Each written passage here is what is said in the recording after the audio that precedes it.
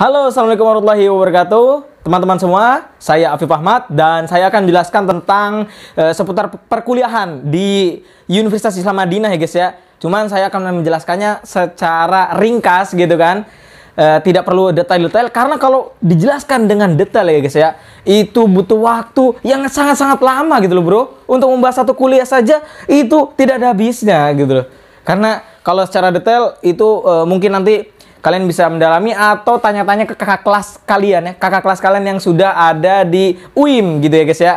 Alright guys, by the way, running text jam waktu sholatnya lagi pakai harga diskon ya guys ya. Yang tadinya 3 jutaan, sekarang cuma 2 jutaan aja ya guys ya. Bagi kalian yang ingin order untuk masjid atau musola di daerahnya, saya akan kasih cashback dan saya akan kasih komisi ya guys ya. Sebesar 100.000 rupiah ya guys ya. Lumayan banget kan. Kalian gak usah modal dan ini bisa jadi bisnis. Dan kalau kalian pesan 2, itu masuk harga grosir ya guys ya. Oke, langsung aja di order. Keburu kalian gak kebagian. Di Universitas Islam Madinah itu ada 2 metode perkuliahan. Yang pertama metode syar'i, jadi perkuliahan syar'i. Yang kedua perkuliahan umum. Nah, yang perkuliahan umum itu seperti sains, ya, biologi, kemudian komputer dan lain-lain ya gitu teman-teman. Tapi sekarang saya akan menjelaskan perkuliahan yang syar'i saja yang ada di Universitas Islam Madinah guys ya. Soalnya kalau yang umum saya juga nggak begitu paham gitu loh. Karena sedikit juga mahasiswa Indo yang masuk ke perkuliahan umum.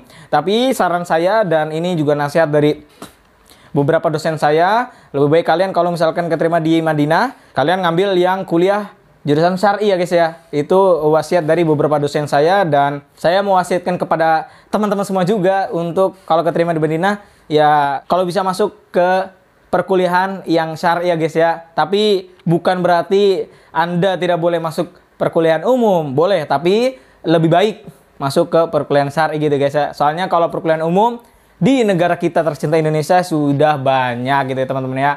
Kalau yang syar'i juga udah lumayan muncul-muncul, tapi yang langsung dari sumbernya, langsung dari kota Nabi Sallallahu Alaihi Wasallam, langsung dari Madinah Munawwarah. Kalau udah jauh-jauh ke sono, sayang sekali kalau tidak masuk ke perkuliahan syar'i ya guys ya. Oke, langsung masuk ke perkuliahan pertama, yaitu perkuliahan Al-Quran.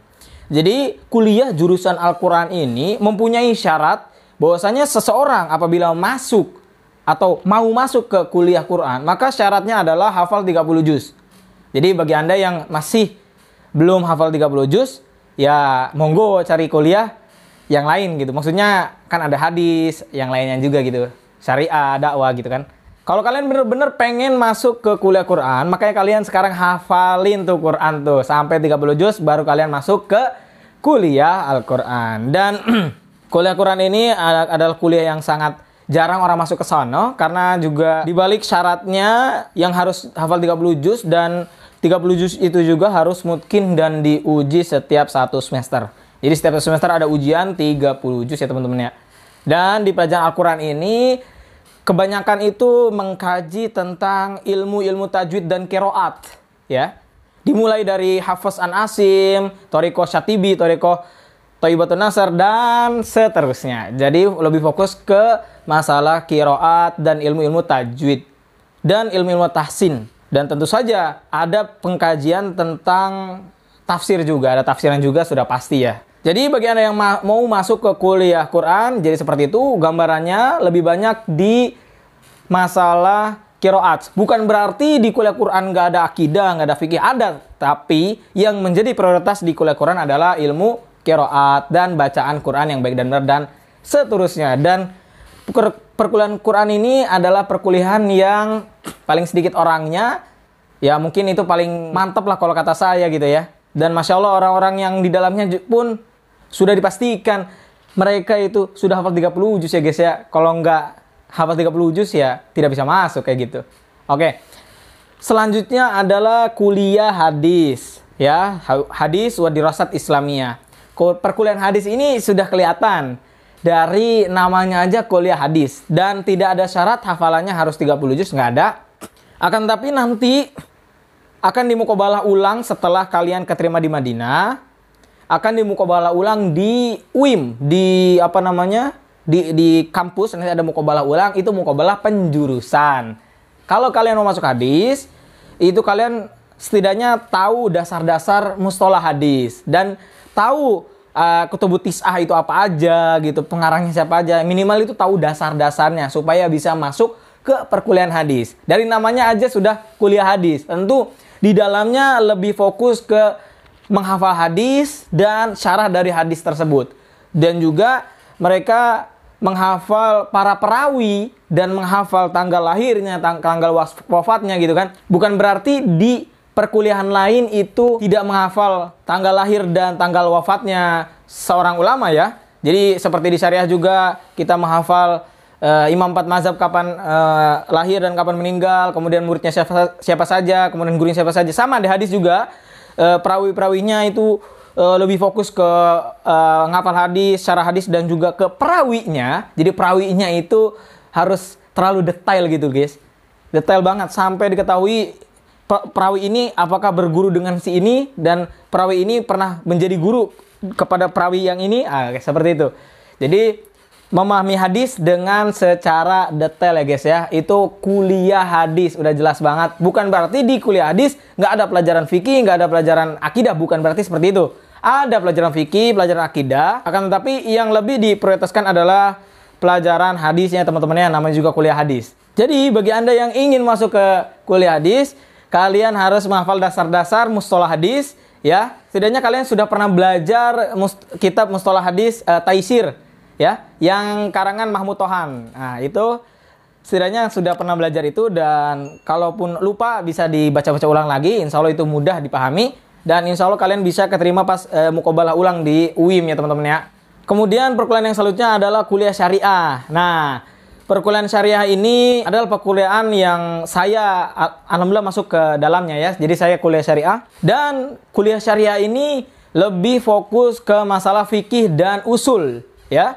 Mengkaji kitab-kitab fikih dengan ke kitab yang sifatnya mutawalat. Jadi kitabnya tebal dan panjang pembahasannya, seperti itu ya teman-teman ya. Dan di kuliah syariah ini kita juga di situ akan mempelajari mazhab-mazhab yang ada, yang masyhur sampai sekarang kita ini. Ya tentu saja kita harus menghafal biografinya, menghafal biografi Imam Abu Hanifah, kemudian Imam Malik, Imam Syafi'i, kemudian Imam Ahmad.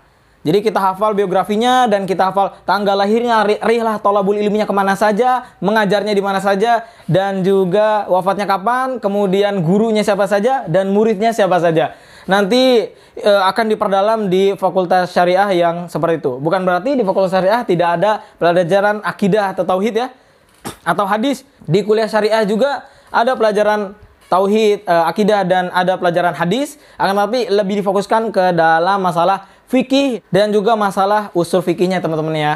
Cuman bedanya kalau di fakultas hadis itu menghafal hadisnya lebih banyak daripada fakultas yang lainnya, seperti itu teman-teman ya. Itu kalau dalam pelajaran hadis ya. Tapi kalau untuk syarah hadisnya jelas di hadis itu lebih banyak, tapi bukan berarti di syariah tidak belajar syarah hadis. Belajar juga sama, akan tapi lebih fokusnya ke masalah fikih dan usul fikih ya teman-teman. Dan bagi kalian yang ingin masuk ke kuliah syariah dan pas muqabalah, mungkin kalian akan ditanya seputar hukum-hukum fikih dan berkaitan dengan muamalat kita sehari-hari ya teman-teman ya. Kemudian fakultas selanjutnya adalah fakultas dakwah ya, dakwah dan usuluddin. Fakultas dakwah ini adalah fakultas yang terfokuskan untuk pelajaran tauhid atau usuluddin ya, pelajaran akidah dan juga pelajaran dakwah tentu saja teman-teman ya. Jadi dakwah dan usuluddin ini ada perkuliahan yang lebih fokus mendalami akidah, adyan, dan firok. Dan di dalam akidah juga ada madhahib-madhahibnya. Di situ dipelajari dengan secara detail. Sekali lagi, bukan berarti di fakultas dakwah ini tidak ada pelajaran fikih, tidak ada pelajaran hadis. Bukan berarti seperti itu. Sama di kuliah dakwah, itu ada pelajaran fikih, ada pelajaran hadisnya. Ya, dan semua itu ada mukorornya masing-masing ya teman-teman. Cuman lebih fokus ke masalah akidah dan juga penyimpangan-penyimpangan akidah dan lain-lain ya teman-teman ya. Dan di situ akan dibahas secara detail ya teman-teman. Bagi Anda yang minat ke kuliah dakwah usuluddin, maka kalian harus tahu dasar-dasar tauhid ya teman-teman ya. Rukun iman ada berapa, rukun Islam ada berapa. Yang dasar-dasarnya sudah tahu, insya Allah ntar keluar di pertanyaan di muqabalah ulang di kampus ya teman-teman ya. Insya Allah mudah untuk masuk ke fakultas dakwah dan usuluddin. Jadi dari keempat fakultas ini ada fakultas selanjutnya, itu fakultas Lugo ya. Jadi kuliah Lugo, dan ini lebih fokus ke pelajaran bahasa dan juga syair-syair, kemudian cara menerjemahkan, dan saya tidak tahu secara detailnya yang fakultas Lugo ini, mohon maaf ya teman-teman ya. Nanti mungkin saya akan tanya-tanya lagi ke teman-teman, barangkali teman-teman juga punya kakak kelas yang ada di fakultas Lugo ya teman-teman. Kalian bisa tanya aja ke kakak kelas karena saya tidak mengetahui secara globalnya, tapi intinya di fakultas Lugo ini akan mendalami ilmu nahu ya, ilmu sorof dan kawaid Arabiah yang lainnya, dan juga menghafal syair-syair dari para ulama dan menghafal nusus dan lain-lain ya teman-teman ya. Itu secara globalnya. Oke, dari 5 fakultas yang saya sebutkan tadi, itu adalah fakultas yang berbasis syar'i. Sekali lagi, kalau kalian ingin masuk, jangan ikuti kata orang lain, akan tapi kata hati Anda sendiri, dan minta saran kepada orang tua atau minta saran kepada ustadz, atau mungkin Anda bisa minta saran kepada alumni-alumni di Universitas Islam Madinah ya guys ya. Atau kalian bisa minta saran kepada yang masih kuliah di Madinah juga. Dan kalian harus mencocokkan dengan diri kalian sendiri. Apakah kalian mampu di kuliah tersebut? Apakah kalian suka dengan kuliah tersebut atau tidak, seperti itu ya teman-teman ya. Karena kalau kalian masuk suatu kuliah tapi kalian merasa terpaksa dengan kuliah tersebut, maka itu akan susah masuk ilmu kepada kita ya teman-teman ya. Jadi harus benar-benar dari hati sendiri ya teman-teman ya. Jika hati kita lebih condong kepada itu, coba kita tanya ke orang yang berpengalaman tentang fakultas itu dan kalian yakinkan dan minta doa sama orang tua, dan itu saja. Itu saja dari saya. Mohon maaf kalau ada yang salah guys ya. Insya Allah video ini sangat bermanfaat. Maka saya pamit undur diri. Saya Afif Ahmad. Mohon maaf kalau ada salah kata. Assalamualaikum warahmatullahi wabarakatuh.